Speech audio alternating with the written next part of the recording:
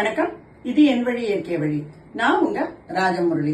உங்களுக்கு தெரியுமா அப்படிங்கறதுல இன்னைக்கு நீங்க பார்க்க போறது கடலை மாவு.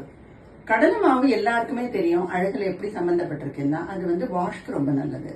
சின்ன குழந்தை கூட அந்த தேய்ச்சி குளிப்பாட்டது இட்ஸ் வெரி சேஃப். இந்த மாதிரி கடலை மாவு யாருக்கு வரப்பிரசாதம்? ஆயிலி ஸ்கின் இருக்கிறவங்களுக்கு.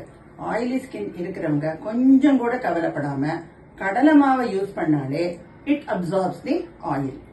அதே மாதிரி அவங்க ஆயில் இருக்கு அப்படின்னு சொல்லிட்டு அப்சார்ப் பண்ணி கொஞ்சம் கூட ட்ரை ஆக கூடாது. அதனால நீங்க செய்ய வேண்டியது ஆயிலி ஸ்கின் இருக்கிறவங்க என்ன அப்படின்னா, கடலை மாவை மட்டும் உபயோகப்படுத்தாம கடலை மாவோட கூட பால் யூஸ் பண்ணலாம், வெண்ணெய் யூஸ் பண்ணலாம், தயிர் யூஸ் பண்ணலாம், ஆலிவ் ஆயில் யூஸ் பண்ணலாம், தேன் யூஸ் பண்ணலாம், எலுமிச்சம்பழம் யூஸ் பண்ணலாம், கஸ்தூரி மஞ்சள் யூஸ் பண்ணலாம், பூலாங்கிழங்கு பவுடரா யூஸ் பண்ணலாம்.